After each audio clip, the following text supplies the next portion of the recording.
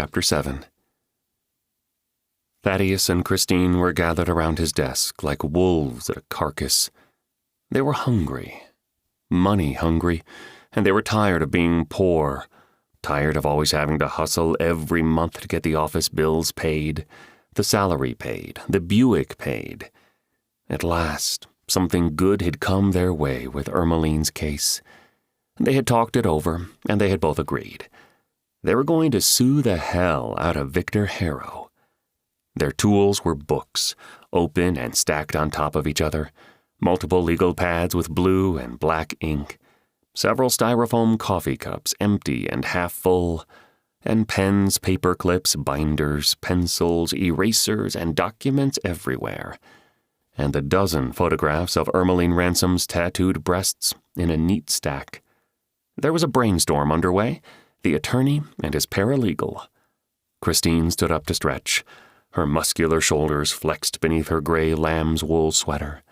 Her features were fine and sized just right, so that she looked very feminine at first glance, until you realized those shoulders were probably more muscled than yours, and that those biceps, forearms, splayed hands, torso, and stout legs would probably own you in a fight.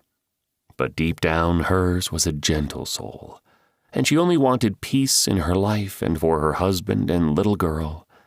She was not an angry person. She was mellow enough, which was one of the key features of her personality that had told Thaddeus to hire her after her interview.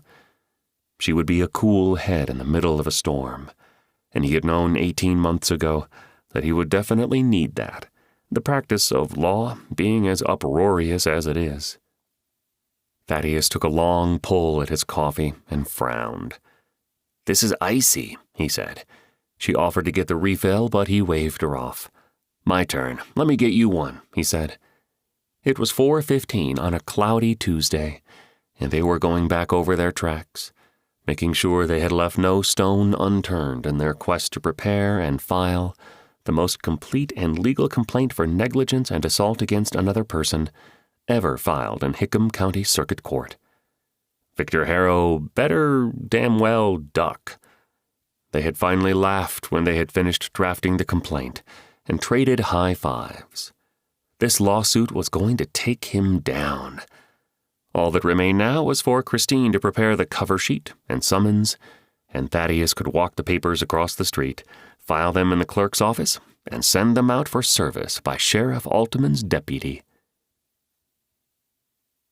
The next morning at 9:30, Thaddeus left the office with the filing.